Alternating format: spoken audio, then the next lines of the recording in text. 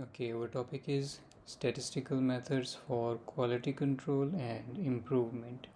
There are three statistical methods which are used for quality control and improvement, which are acceptance sampling, statistical process control, and design experiments. Let's take a look at acceptance sampling. Sampling is actually a selection of a few parts from the whole lot or from a whole large batch for performing testing or inspection. For example, if you are working in a manufacturing factory, or that is there is a factory which manufactures something like parts of a car or some decoration products or anything that is related with manufacturing, so that uh, your factory or your company produces like 100,000 parts per day, so it is not very practical, and it is also very resource and effort and time intensive to inspect all of them. So instead of inspecting all of them, we choose a few parts only and test them and then generalize results for the whole lot. This is called as acceptance sampling for acceptance or rejection actually. So it is similar to like if a cook or a chef cooks large amounts of food, and it takes, for example, rice, a dish of rice, and he takes only a few grains of rice to test whether the rice is properly cooked or not. Right? That is also a type of sampling. So by applying acceptance sampling in the process, the conformance to specification of the product increases, it improves. That the more products become conforming because of the sampling process. We do the sampling, we test them and find out that if the product is up to the mark with respect to the design specifications or other requirements or not. So it reinforces conformance to specifications, but it does not give feedback on the production processes for quality improvement. So it can improve the conformance to specification, but there is no feedback that is going back to the production process because we do not include the process flow in it, the parameters of the process flow. We just test and see if the product is conforming to specifications or not. And this inspection can be done at various different points during the process. We can categorize outgoing inspection, incoming or receiving inspection, and rectifying inspection depending on the types or depending on the points where the inspection is performed. Outgoing inspection is performed just before the item is shipped to the customer. So first it is the process. The process means that it is manufactured, then it is inspected. After the inspection is done, it is shipped to the customer. So it is done just before the item is or the product is shipped to the customer. That is why it is called as outgoing inspection. And incoming inspection is the one that when the product is received at a certain point, like you are a reseller, you buy it from manufacturer, you receive it, and then you inspect it before you send it to the customer. So you inspect it when you receive the product, okay, before selling it to the customer. So this type of inspection, or when the inspection is done upon receiving of a product, it is called as incoming or receiving inspection, or it can be the inspection of the raw material only, but it is just done at the point where you receive the product. Okay, so the inspection at the receiving end is called as incoming or receiving inspection. So there is one more type that is called as disposition inspection, or a part of it is rectifying inspection. like the process. When the process is done, then we perform inspection and then decides whether the product is good to go, it is a good part or not. If it is good, it is shipped to the customer. If it is not, it is either recycled or scrapped or sent for rework if it is possible to fix the issue, or whatever the fault in the product is, it can, if it can be repaired or it can be replaced with a new product, it is sent for rework. If it is not repairable, it is sent to scrap or recycle, and it is called as rectifying type of inspection. Okay, it is called as disposition also. So if it is sent for rework, it is rectifying, means that whatever the fault was there, it is being removed. So when it is sent to rework, it is called as rectifying inspection, because we are trying to rectify the error or fault that was in the product. So the decision is made at this point. And actually in the inspection process, there are 2 points where the ultimate decisions are made. One is at the raw material side. When we receive the raw material, we decide it is good or not, which part is good and which part is not. And second is just before dispatching the product. If it is really faulty, it does not operate according to the specifications or the promises, we reject that. If it is not, we send it. So these are the 2 points where the inspection is where the ultimate decisions are made upon inspection. So this was acceptance sampling. Statistical process control. In control, we use a control chart. We will look at it in details in next lectures, that how this control chart is made. But for the time being, you have to you should know that this control chart is a plot of the values of the critical to quality characteristics or something, like for example diameter of ball bearing or whatever product you are making, the length of that or the shape of that or the color intensity of that thing. So we select samples, we take multiple measurements, we take average, and then we we plot 1 point on the graph. And this is how it is done for various number of samples or at different times. So it depends on the type of process we are involved in. So the central line is called as center line, and there is UCL, which is upper control limit, or there is a lower control limit. So if all the values are within these 2 limits, actually this center line is the target value that we that is the target one, means as you saw in the first topic, that there is a target value or the nominal value, which is the ideal value for part, okay, for the quality control characteristic, or CTQ, critical to control characteristic, critical to quality characteristics. So this is the nominal or target value of that, but still we can accept the values which deviate from this value a little bit, but still remain within UCL and LCL.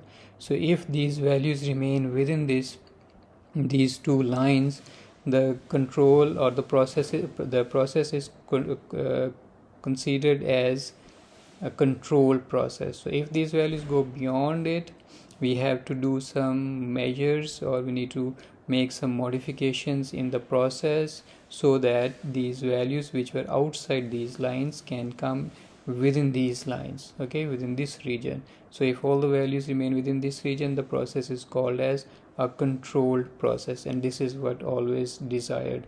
So the values as close as to the center line are the best ones. Okay, and next thing is our next method is design experiments. In design experiment, these are very important.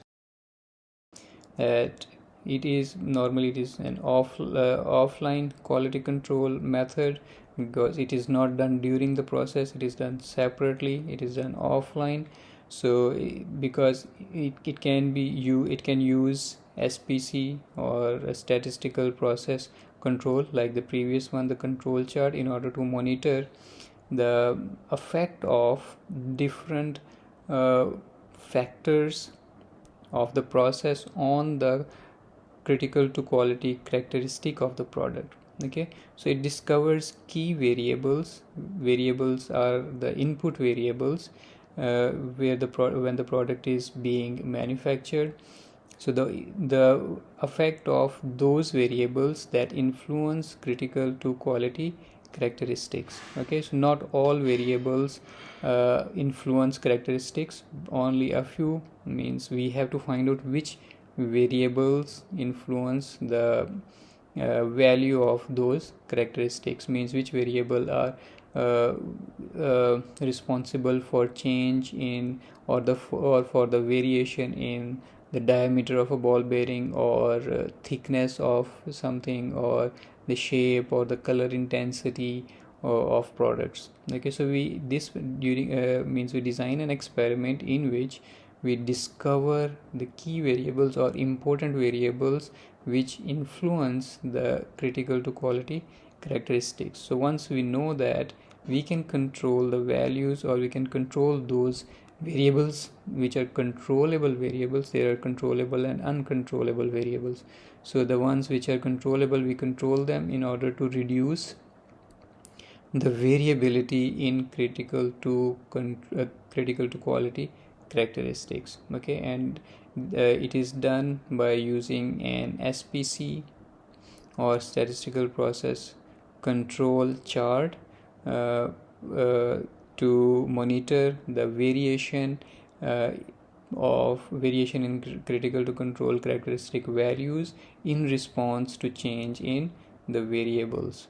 Okay, and it can be a routine adjustment process, like you're doing it, then after 6 months, after every 6 months, we run a design experiment and we check that which variables are influencing.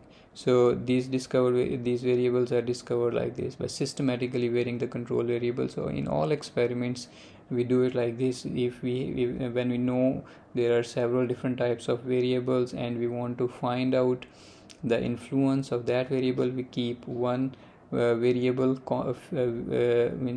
we keep all the variables constant and only change the values of one variable, and then see the result of the change in that variable and on the output on the output. So similarly, we can use a combination of different variables and then see the influence of those on the output. So when we are testing the output, the response or the influence of a combination or a single variable on the output, we keep all other parameters and everything else constant, so that we can isolate the influence of one variable or combination of variables on the output. Or here by output I mean the values of the critical to quality characteristics. And an example of design experiment is factorial design.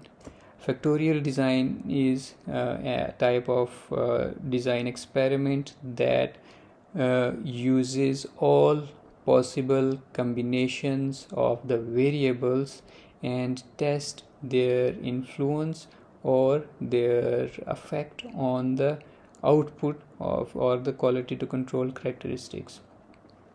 Okay, and the relationship, once we know those variables which influence the value of the characteristic, we find out relationship between the variables and the value of the or the variation in the characteristic.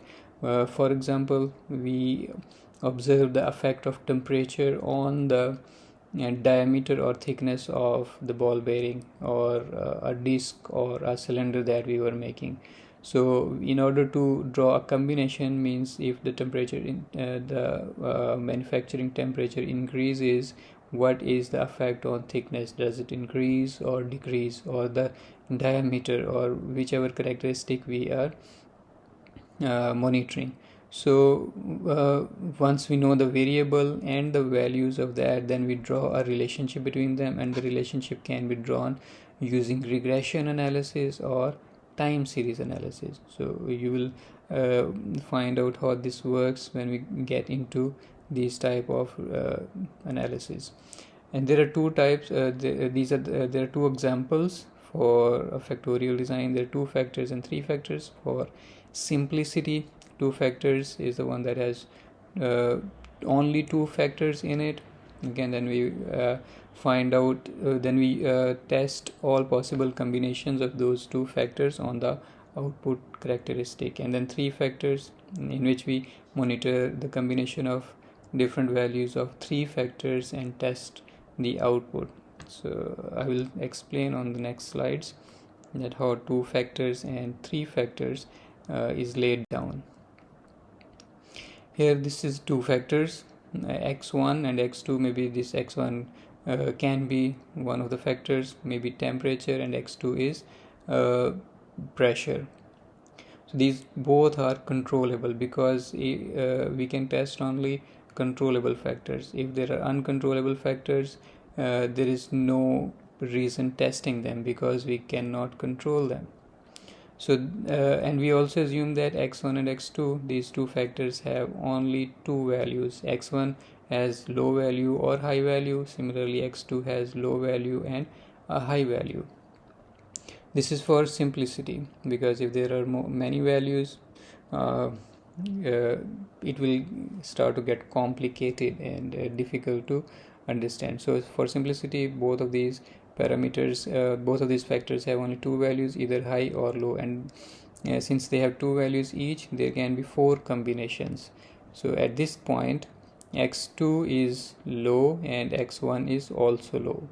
Okay, at this point x2 is high but x1 is low, and at this point x1 is high and x2 is also high, and at this point x1 is high but x2 is low. So these are the 4 possible combinations of these factors, or controllable parameters, or controllable variables, input variables. So by fixing these values, like first we fix x1 to low value and x2 to low value also, and we observe the output. Then we keep the x1 at low value and increase x2 to high value, and then we observe the output.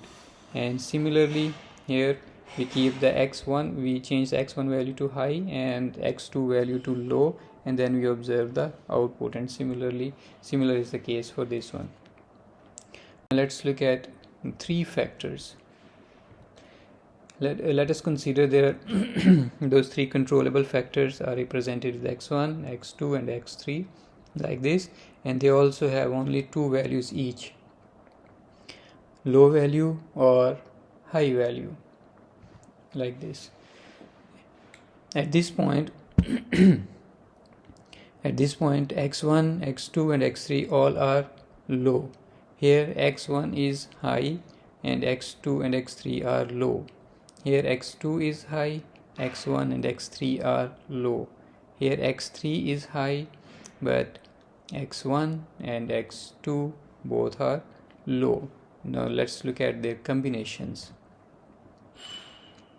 These are the combinations. So if you look at this one here, x1 is high and x2 is also high, but x3 is low.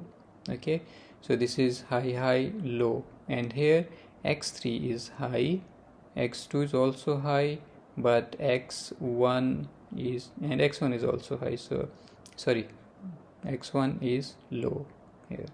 So at this point x3 and x2 are high and x1 is low. This is low, high and high. So this point represents that x1 is high, x2 is high and x3 is also high. This point shows that x1 is high here, x3 is high, but x2 is low. Okay, so this one is high, low, high. So this is how all the possible combinations of the values of each of these factors are drawn. These are 3 factors and 2 values each. There will be 8 possible combinations. 1, 2, 3, 4, 5, 6, 7 and 8.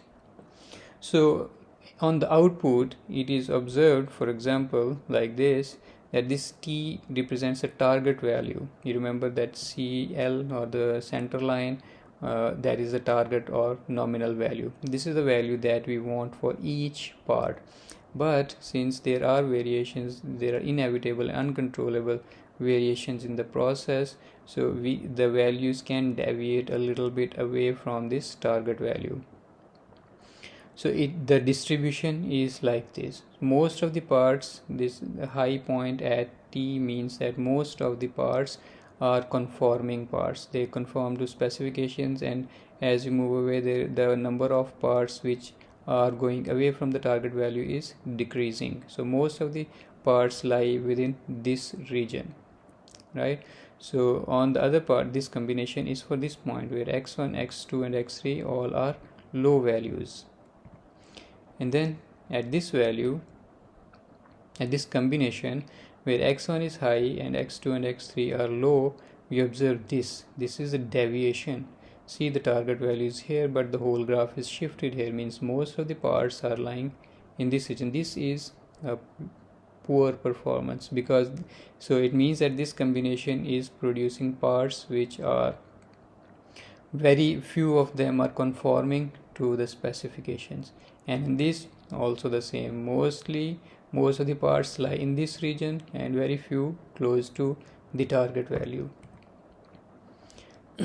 And at this point, the target value, the number of parts which are conforming to the target value or close to the target value, it increases, right?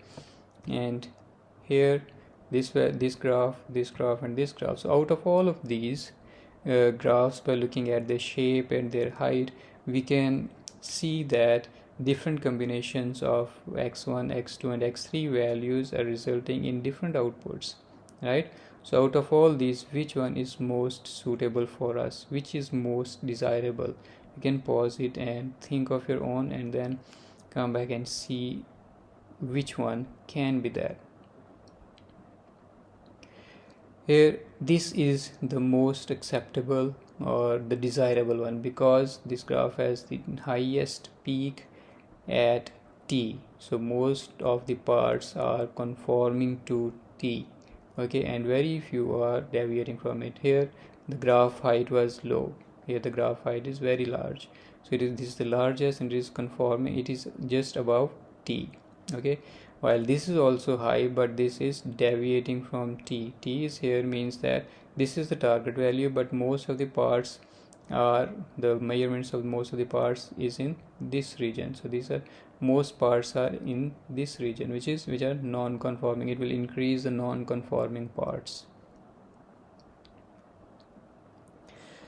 Okay, this is the design process, the design experiment. This is mostly done in very mature companies which are established, and they do research, they design experiments to improve their quality, to minimize the variance with the help of design experiments that will identify the key factors or key variables which influence the characteristics of interest.